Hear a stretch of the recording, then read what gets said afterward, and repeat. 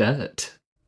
It's one of those words that can send a shiver down your spine, right? Well, if you're anything like me, you've probably felt that weight. Maybe it's the sinking feeling when a bill comes in the mail or constant worry about how to make your next payment, but here's the truth. Debt is just a number. It's not permanent, and it's definitely not a measure of your worth or your value as a human being on this planet. So, today, we're going to flip the script on debt. So instead of seeing this as an impossible mountain to climb, we're going to treat it like a puzzle, a problem we can solve step by step. And I promise you, just like recovery, the steps to getting out of debt and repairing your credit are simpler than they seem. We're going to build our system, give ourselves some grace, take it one day at a time. As long as we stay committed to the process, I promise you, the results will follow. Welcome to Friday Financial Fundamentals. I'm Brett.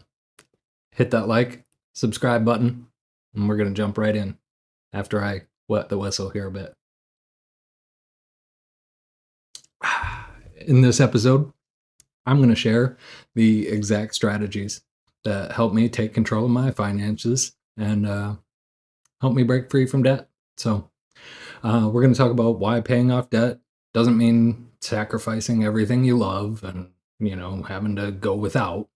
I'm going to talk about two proven strategies that get rid of debt faster without getting overwhelmed or, causing anxiety or, overthinking or anything like that. We're also going to get into how to repair your credit, one simple step at a time, so you can build a foundation and get started on the future that you're working so hard for, and start putting your money towards something rather than continuing to just spin your wheels. The best part, all of this fits into all of the financial systems that we've been building over the last couple of weeks. So it's not just doable, it's sustainable. And I think that's the biggest key here is now that we've got these systems in place, it's taking care of itself. This is designed to be automatic. Once this is in place, this all just kind of starts to run itself, so that we've got time to do all of these other things with our life. That's the whole point. Is this shouldn't feel like such a manual process. This is we want to have these things happening automatically and in the background, and get ourselves back to reclaiming all of our time and getting back to real life. So for all of my friends, for all of you in recovery, I want to say this. We've faced challenges that felt insurmountable before, things that seemed impossible and just too big for us. We didn't tackle them all at once. We took it one day, 1 minute, one step at a time. Debt and credit, they're no different.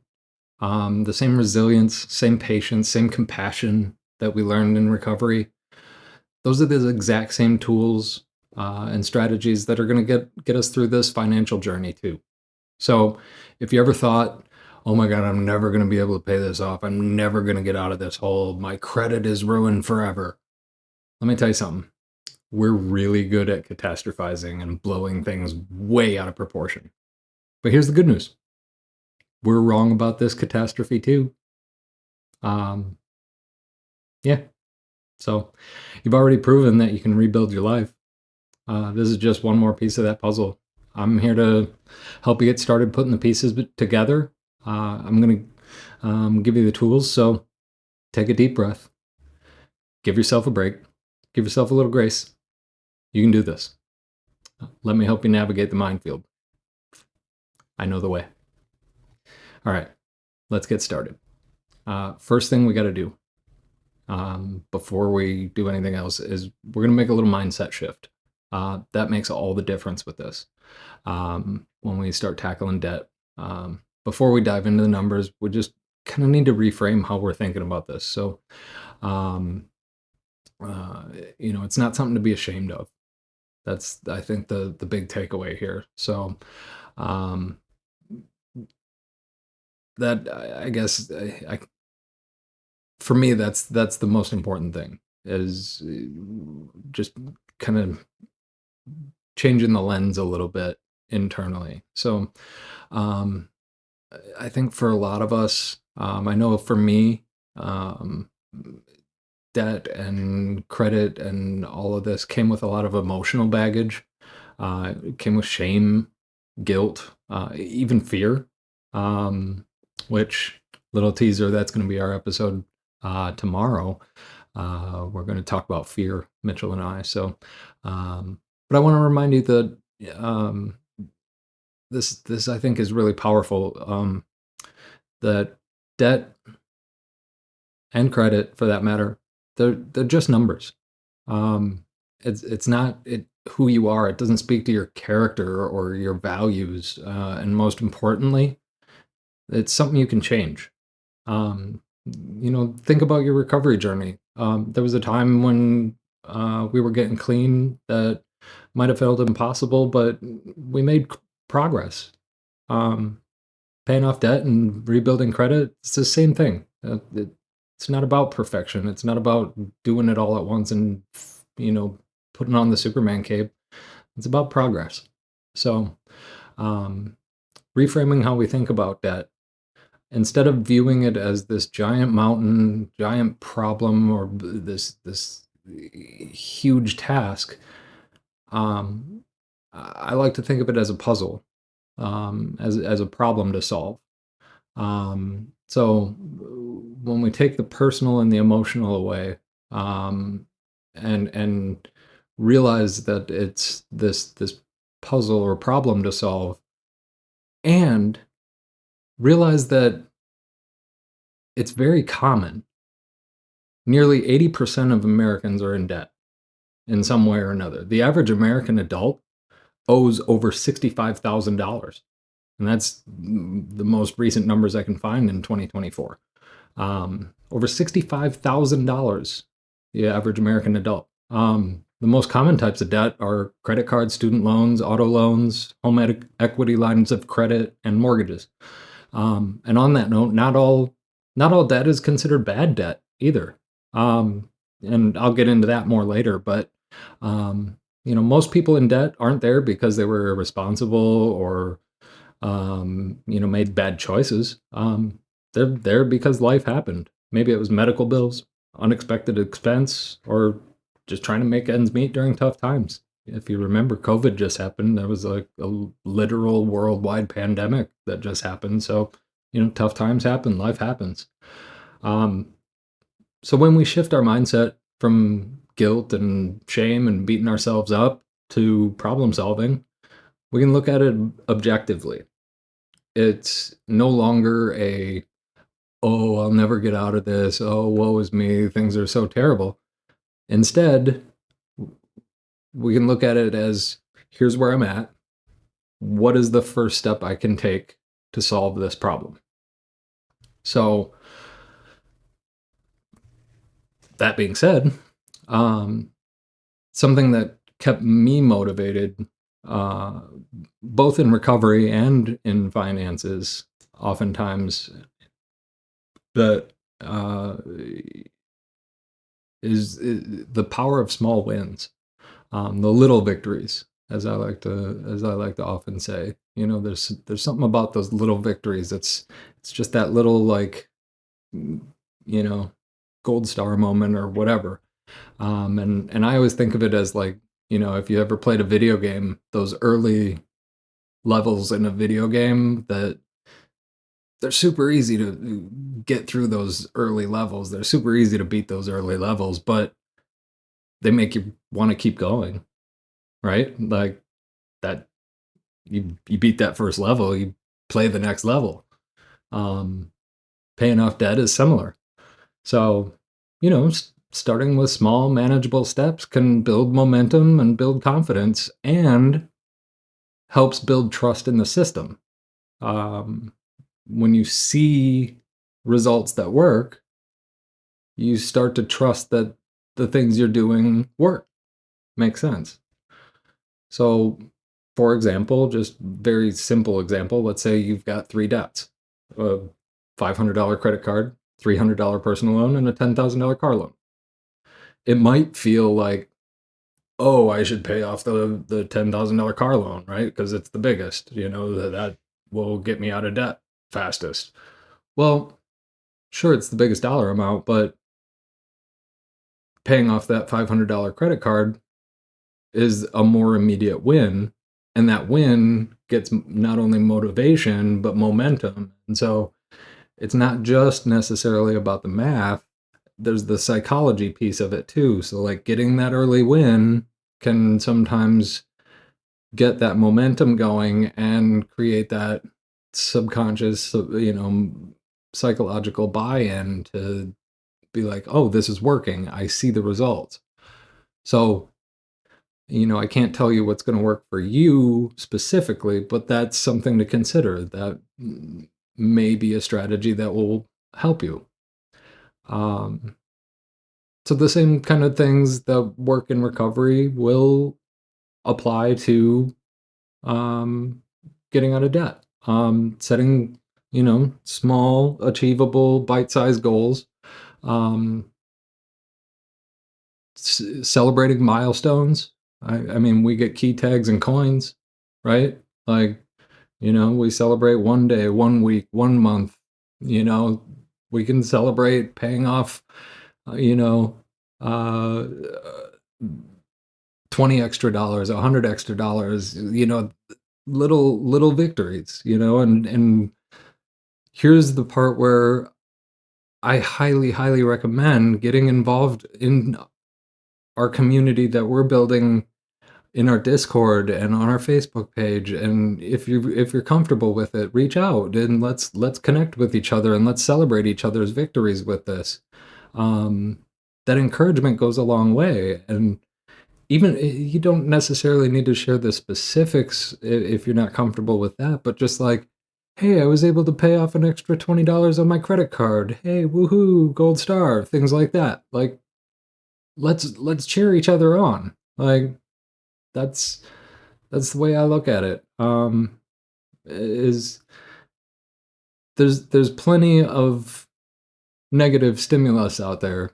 Let's be each other's cheerleaders on this stuff. Like, and that goes a long way in this world. So, um, and when things got tough in our recovery, that's exactly what we did. We leaned on our tools, things we learned in treatment, things we've learned in the rooms and from sponsors and from our peers to keep going. And that's why we're building these systems, and that's why we're building this community, is when things get tough, and hey, it's the real world out there. Like, it's not all sunshine and rainbows, and we're fresh out of rose-colored glasses around here. So, grab a helmet. It's gonna get real. But guess what? We got your back. So, we're here to cheer you on. We're also here to, like, encourage and relate and say, like, hey, it's worth it. So, debt freedom, it works the same way as recovery. Like, it's worth it. It ain't easy, but it's worth it. Instead of focusing on how far you've got to go, as long as we focus on doing the next right thing, those little victories, they add up in a big way. All of those little victories, it all compounds. All of that chipping away, you'll really see just how big of a difference it makes.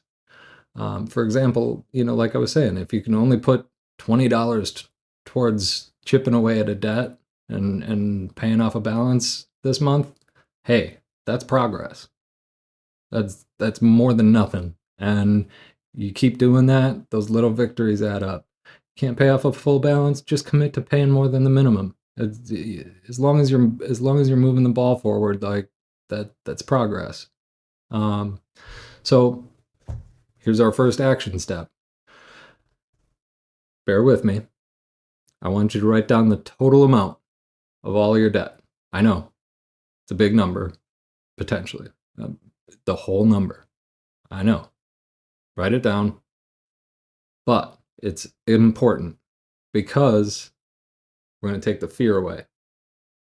Once you've written it down, guess what? Take a look at it.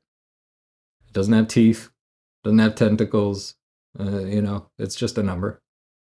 And then just remind yourself it's temporary. It's as long as we keep moving in the right direction, it's just going to go down. That number's going to keep getting smaller. So, write whatever little reminder next to it you need to, maybe, after every single time you make a good little, little victory, update that number, remind yourself, give yourself a little gold star or something, have a little ice cream or something. I don't know. Celebrate the wins. And again, like I was saying, if you're comfortable with it, share it with us in the Discord or on the comments here or something. Whatever that looks like, but we want to hear it. We want to cheer you on. So, yeah, we that mindset shift is so important. So once we've shifted our mindset to taking away that weird psychological power that it's got and turned it into just a number and a problem we can solve, and we're celebrating those little victories, now we can get into the practical part. So now let's get into the two different methods that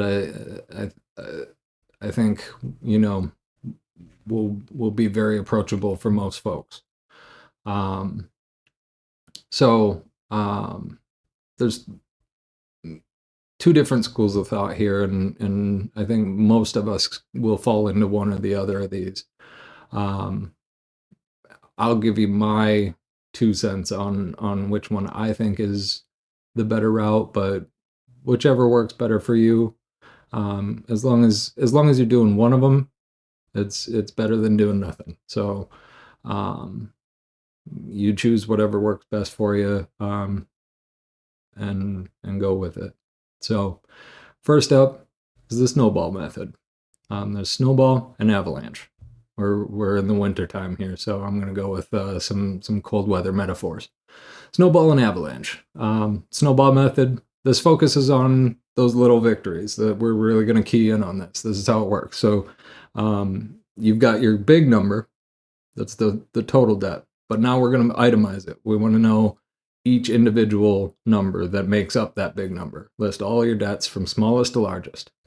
So what we're going to do is take each of your debts, and you're going to pay the minimum balance on all of them, except for the smallest one. And then you're going to take whatever we've got budgeted, see back to our,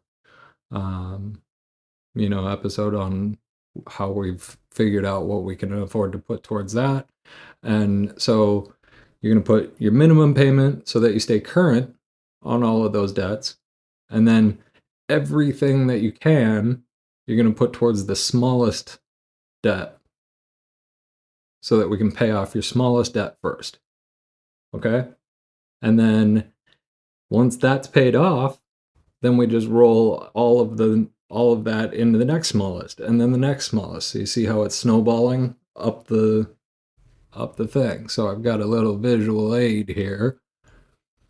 So we'd be paying off the first one, and we're gonna go with our Alex and Taylor. Those two were good to us the last episode. So Alex is our snowball method. So Alex chooses to pay off the first credit card. So for the sake of numbers, we got $500, $1,000, $1,500, $3,000, and $10,000 are the amounts. But basically, what Alex is going to do is pay the minimum payment on all of these debts, and then everything extra is going to go towards the smallest one first, and then once that gets paid off, it's going to go towards the second one and keep paying these until the only thing left is the car loan, and then all of those dollars get put towards that. Um, and then um, the idea being that um, you know all of those smaller debts get taken care of, and then you've got just the one big one left. Um, kind of like when we first got clean, focus on getting through that first day, then that first week, then that first month, and then the momentum builds. And, next thing you know, you can start focusing on the bigger picture and the bigger wins. And, it's not so much of a, just getting through the day or getting through the week. You've got, um, a lot more bandwidth available to deal with the bigger things. So now let's talk about the avalanche method. This, if you are reading between the lines, this is my recommendation, and this gets into a little bit more of the math and financial nerd approach, and this is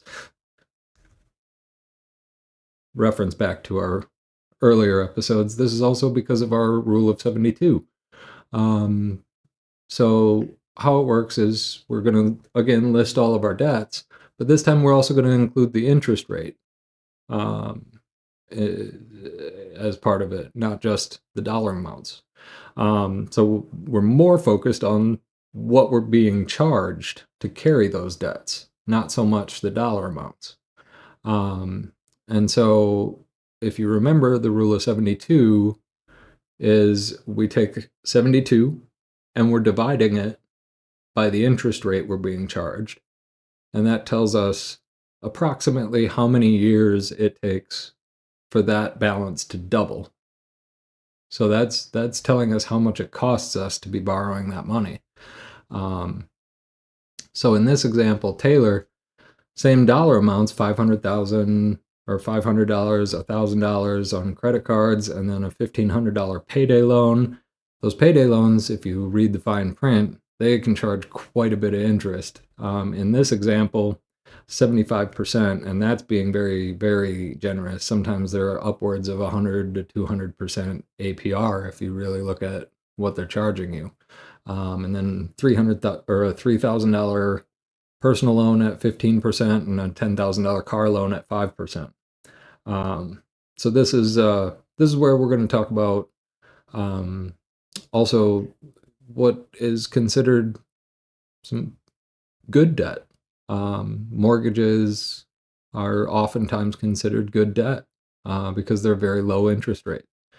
So, but we'll talk about that a little bit more later when we talk about credit as well. But so this is why it's not as important, in my opinion, to pay that off very quickly. So we'll touch on that more later. But here's the what that looks like.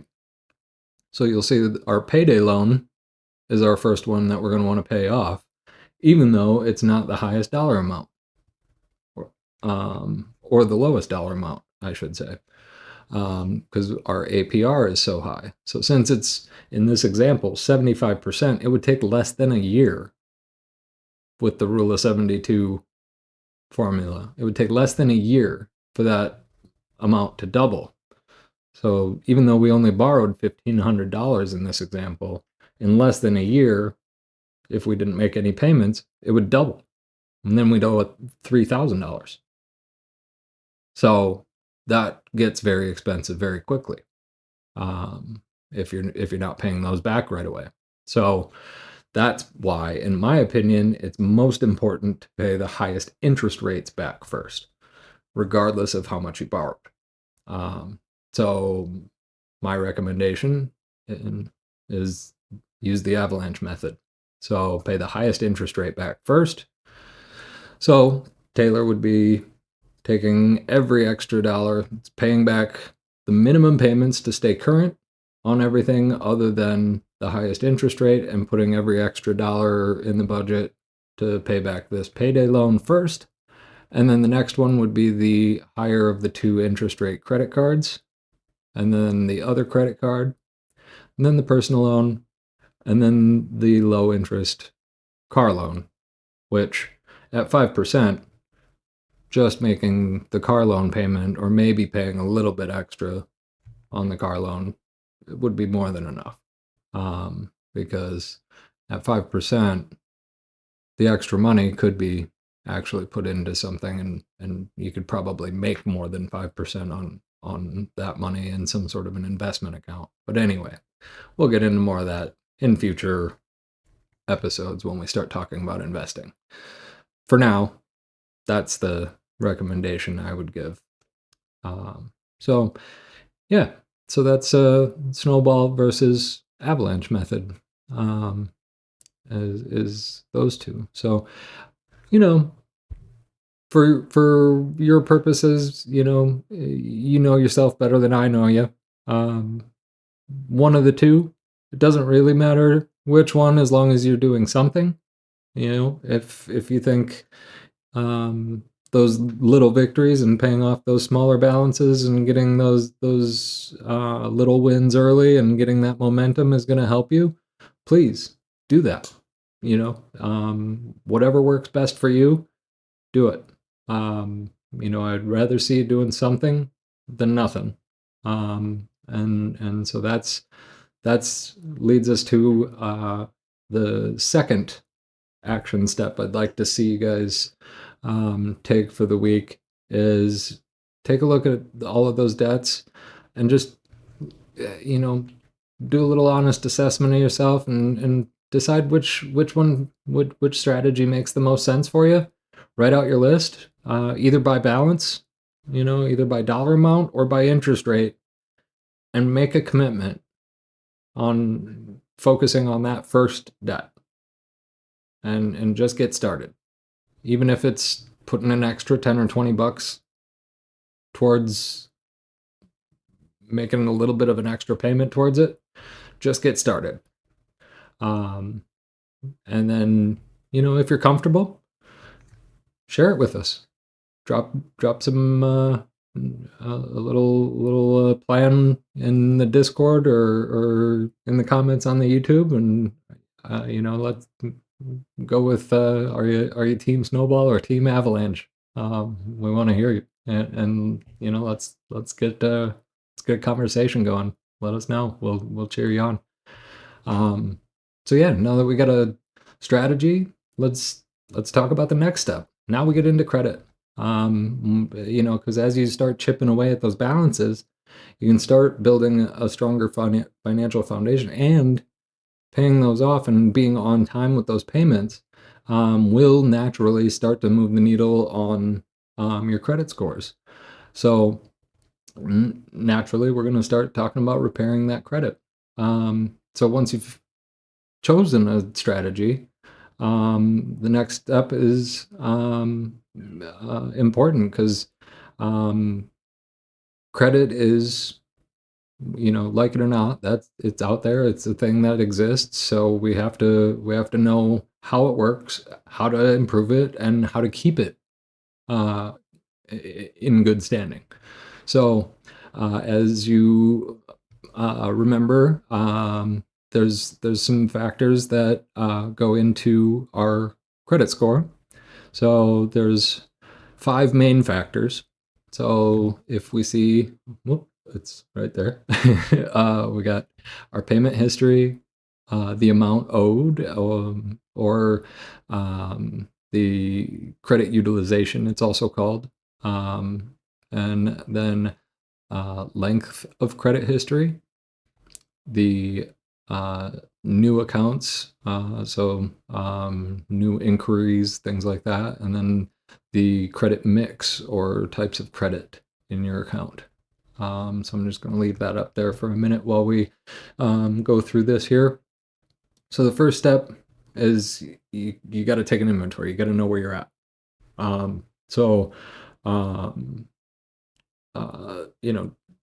Just like recovery, small, consistent actions. That's what's going to make a difference with credit.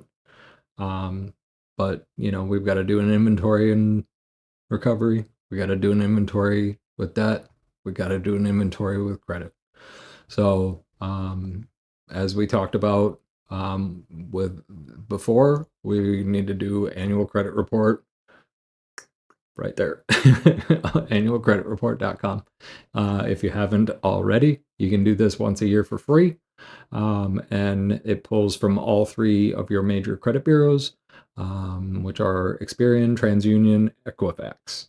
That will give you a full breakdown of everything that appears on those those three credit bureaus, everything that they show as far as what anybody's going to be able to see when they run your credit. So what you'll want to do is request the free credit report, and then you review that, go over it, look for errors, look for things that maybe you don't recognize, or it has incorrect balances, or if there's accounts that you're like, I don't know what that is, I don't recognize that, or if there's like late payments that you made on time, or anything that just doesn't look right. If you find any kind of an error or anything that you're not even, or maybe you just aren't sure, you can dispute it. It doesn't matter. You can dispute anything. You can dispute as much as you want, and doesn't matter. Dispute it. If you're not absolutely sure it's right, dispute it, because it doesn't ding you at all if they're like, nope, it's correct. What happens is the credit bureau then goes to the creditor and says, hey, there's a dispute for this. Can you prove that this is accurate? And then that creditor has to then go back to the credit bureau and say, yes, here's the proof. Or they say, nope, we don't have the proof. If they don't have the proof, it goes off of your credit report.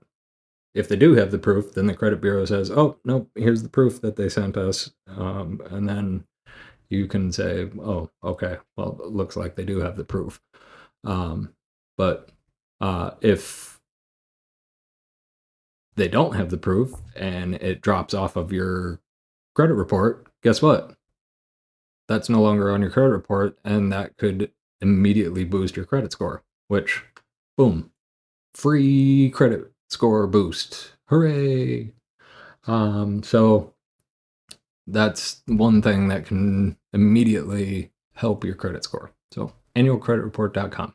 And there's a lot of other things out there that claim to do stuff like this, but this is the only one that is actually like federal law mandated.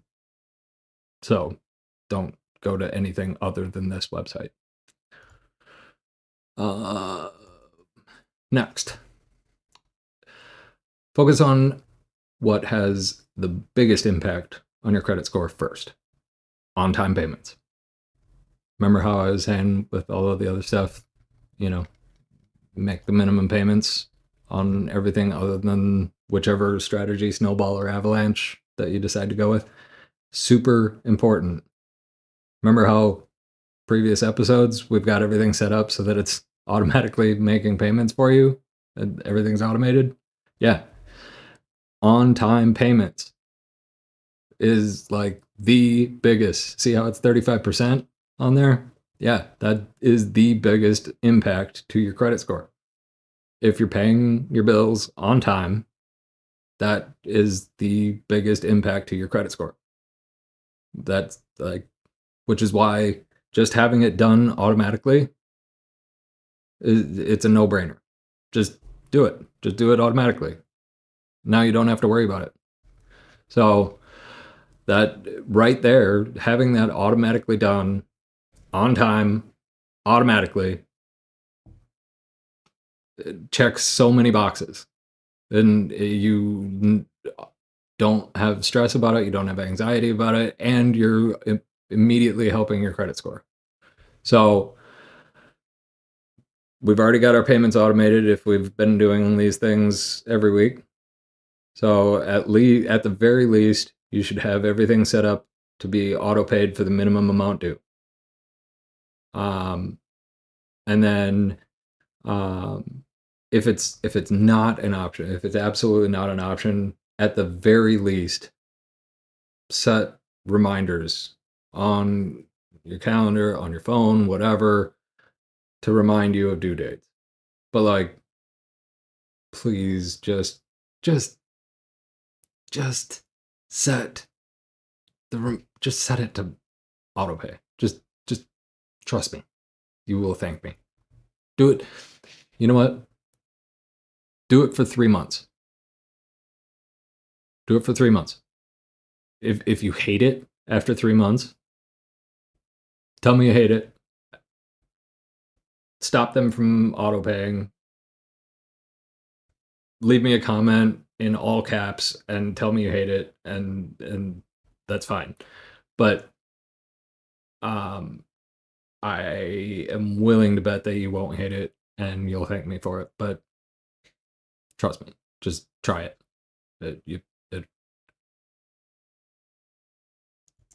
It'll save you so much headache. And if you're behind, catch up on missed payments. Trust me. Call them. Call the people that you've missed payments or you're behind on payments.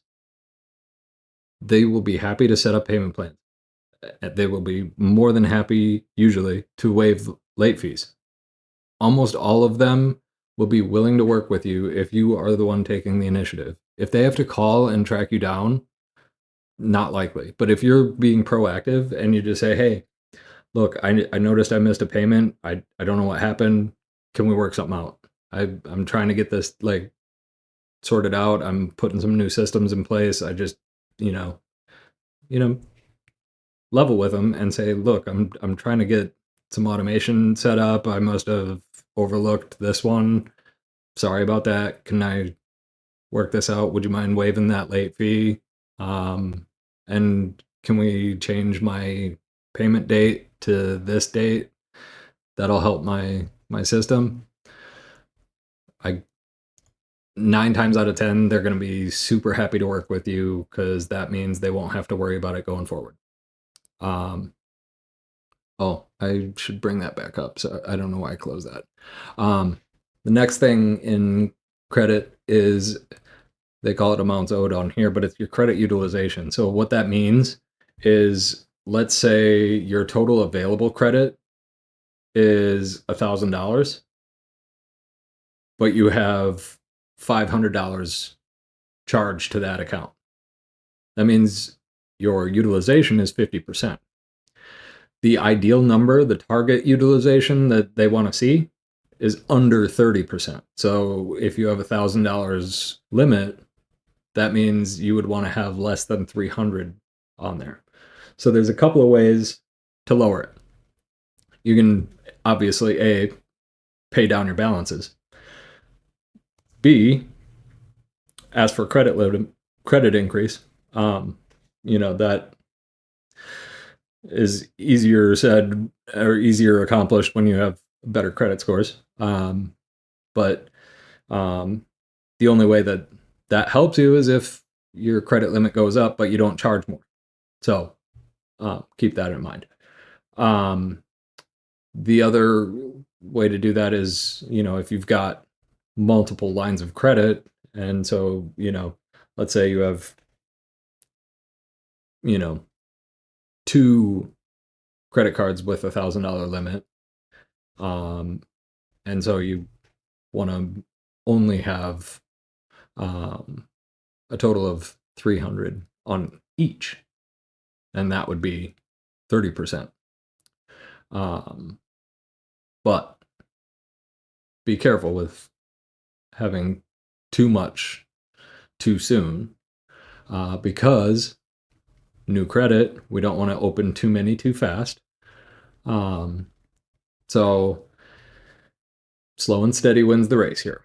So what we want to do is start building good credit habits over time. Okay, so what we want to show is steady, good credit habits. So first, when we've got a credit card we don't ever want to close it. Okay. Well, maybe not ever. That's pretty like forever seems like a pretty in uh strong word. But what we want to do is keep that account open because length of credit history. So we want to leave that account active, but maybe only use it for one predictable bill. So, for example, the very first credit card I opened, which was not like a rewards credit card or anything super flashy or sexy, but it was one of those early credit cards that you get that's a very high interest rate because it's one of those credit builder credit cards. Um, I all I use it for now is I put my monthly dental insurance premium. I charge that to that credit card, and then I pay it off every month. And so that's all I use it for. That that's its function, and it just every month it's like 20 some bucks or whatever it is gets charged to that credit card, and then it auto pays 3 weeks later or whatever it is, and it pays off. But it's been active now for 4+ years or whatever it is, and so its sole purpose in life now is to extend my length of credit history. That's its job. Um, so it, that's its function. Um, and so keep those open and just let them serve their purpose of establishing credit history. Um, Avoid applying for too much new credit all at once. Because if you think about what it's going to do, it's looking at average credit history. So if you have one really old credit, so like if let's take my example.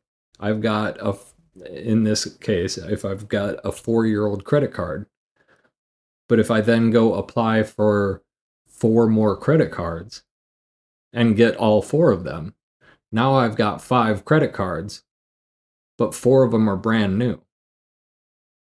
So out of 5 credit cards, averaged out over 4-year credit history, that's less than a 1-year credit history average. So my average credit history is less than 1 year. So it's not very good.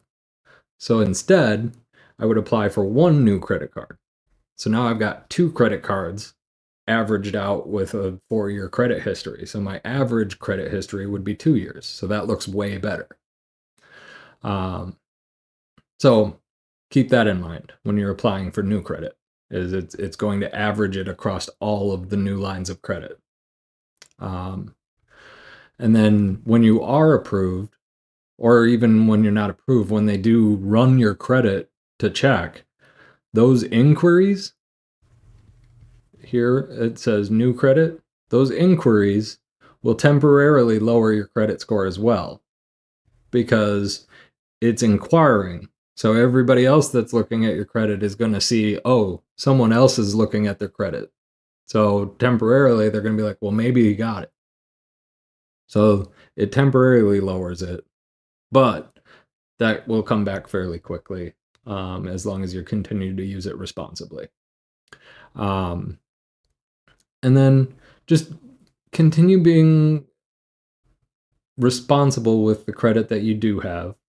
Don't make irresponsible purchases. That should go without saying if we're having this conversation and you are wanting to make good decisions and improve your credit so that, but I'm going to tell it to you anyway because I don't want anything to be unsaid. We want to have a good mix of credit types, and this is where I'm going to touch back on that good debt. So things like car loans, installment loans, they're called on credit reports. Installment loans are longer term, so car loans tend to be 5, 6, sometimes even 7-year loans. Mortgages, home equity lines of credit, Sometimes your bank can have like a line of credit for your checking account where you can borrow against um, your the fact that you're a bank customer. They'll give you a line of credit. So those look different than credit cards. Um, they're lines of credit, which tend to have usually lower interest rates. So like mortgages and car loans, those tend to be far lower interest rates. Oftentimes, they're looked at as good debt, um, because they're usually getting some sort of an asset in return. Like if you're buying a house, you're usually buying you're getting property, and in theory that house should appreciate in value. A car is almost never going to appreciate in value, but you're still getting something for that loan. So it's still typically a, looked at as a better form of debt than just I bought an iPhone on a credit card, right? Um, so that is typically looked at far more favorably as far as debt is concerned in general. Um, Student loans are definitely an example of either a low or no interest um, type of debt that is typically viewed a lot more favorably than, credit card debt, for example. Um, so, another good credit habit, good credit tip is obviously keep all of your active credit accounts paid on time. Um, Again, if you're following the tips that we've been talking about, this should already be automated. It should already be taken care of automatically. Um, and every year, go to your annualcreditreport.com, pull your credit report, do audits every year, and make sure that there's nothing wonky that shows up. There's always there's always breaches that happen at these different companies where people's personal information is getting stolen, and things happen on the dark web. People's personal information is stolen, and you never know what is happening out there with people's personal information. Speaking of, another pro tip you can do at those credit bureaus, at your Equifax, Experian, and TransUnion, if you're not planning on using your credit persona, if you're not planning on applying for credit anytime soon, you can put a freeze on your credit so no one can run your credit. Currently, I have a freeze on mine on all three credit bureaus. So even if my identity is stolen, the three credit bureaus are not going to allow my credit to be run. So if somebody gets all of my personal information and tries to run my credit, they won't be able to. So that's another pro tip. You can go to those credit bureaus and put a freeze on your credit. And then only you can go and tell them to unfreeze it. So um, that's another thing that I would recommend. It keeps your credit score from doing that if there's breaches and people stealing identities. Um, and then the last tip I have for you is uh, call up if you have a credit card, call them up and say, hey, I'd like you to increase my credit limit. Um, whether you need that credit limit increased or not, tell them that's what you would like them to do. And just say, hey, I would like you to increase my credit limit. Whether it's like, let's say you've got $1,000 credit limit. Hey, I would like you to increase my credit limit to $2,500. I'm planning a vacation whether you are or not, it doesn't matter. I'm planning on a large purchase sometime next year, so I would like you to increase my credit limit to $2,500. I've been with you for however long.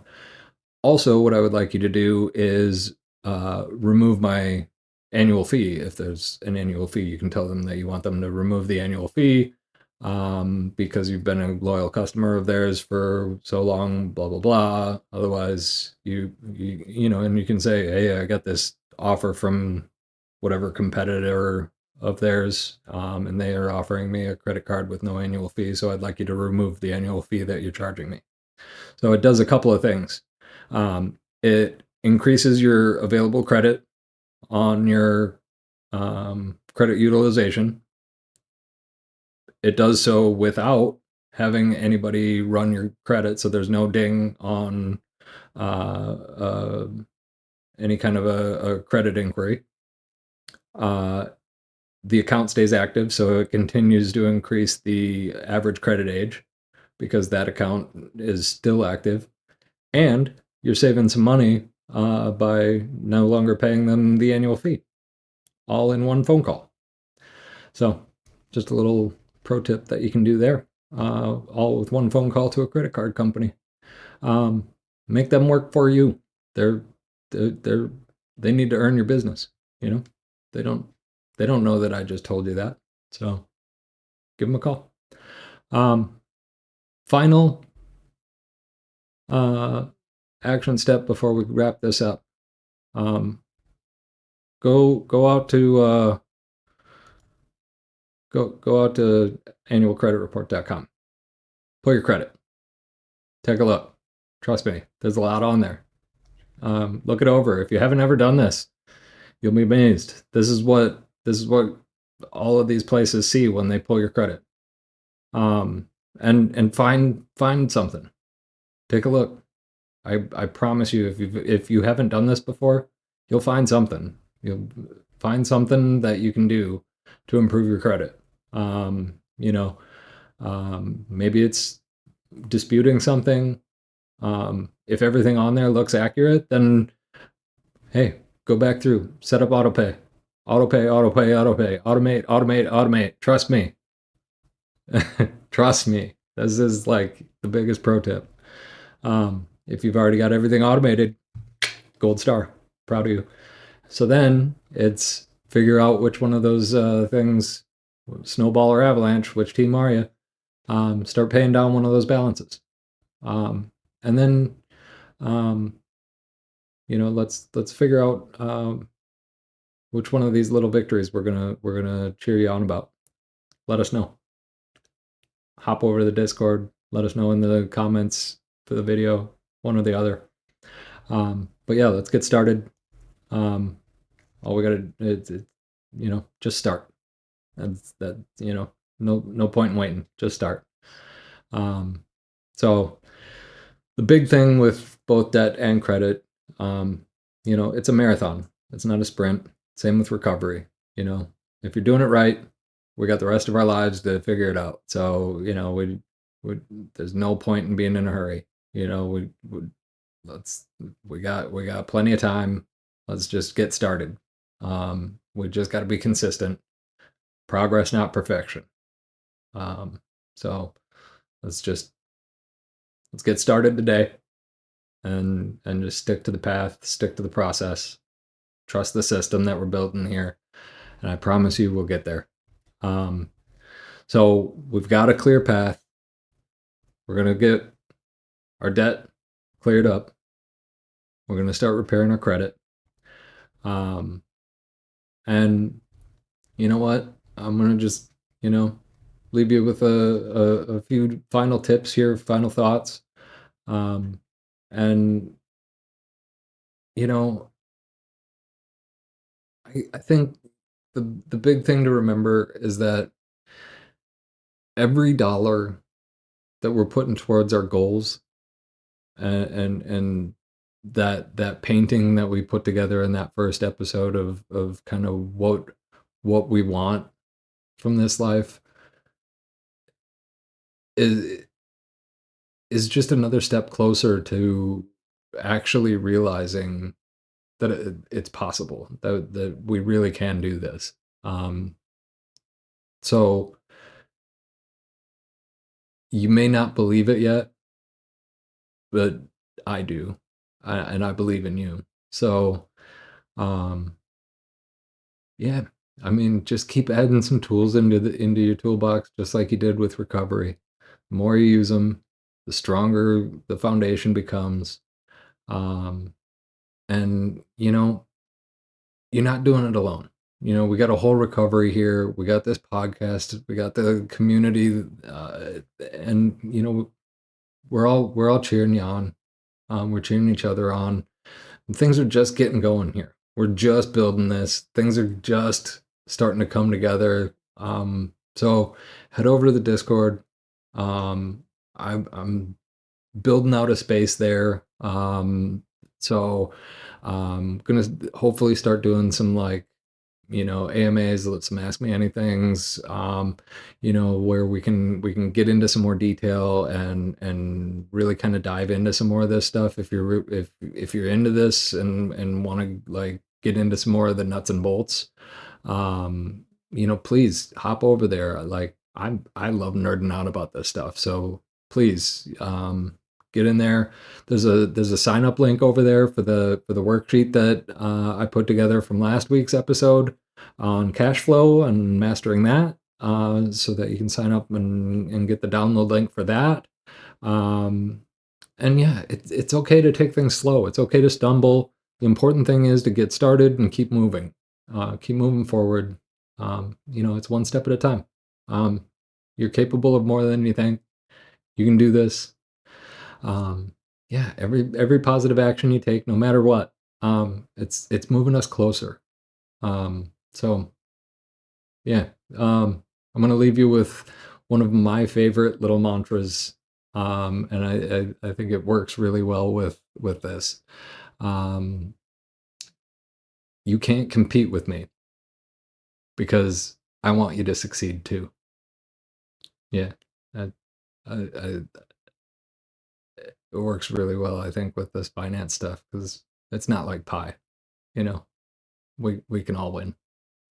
Um, so yeah, if you're ready, here's what we're doing this week. Take a look at your debts. Figure out what payoff strategy works. Are you team snowball or team avalanche? Pull your credit report, annualcreditreport.com, and then share your progress with us. Hop over to Discord. Let us know. Celebrate those little wins. Um, yeah. If you found today's episode helpful, please make sure that you like, subscribe, share this with somebody else that you think might need to hear it. And yeah, um, yeah, I appreciate you tuning in and hope to see you next week. You definitely aren't going to want to miss the next two. We are, as the end of the year approaches, this is when we're going to start setting up for financial success in the new year. So, going to be doing a two-parter on basics of taxes, benefits of charitable giving, some simple investing tools like 401ks, Roth IRAs, and then how to grow our wealth over time and how to make our money work for us. So, yeah, going to break it all down into some simple, clear, actionable steps and tidbits. And yeah, so thank you so much. Yeah, we'll see you next time. So, till next time, stay strong, stay focused, and yeah, see you.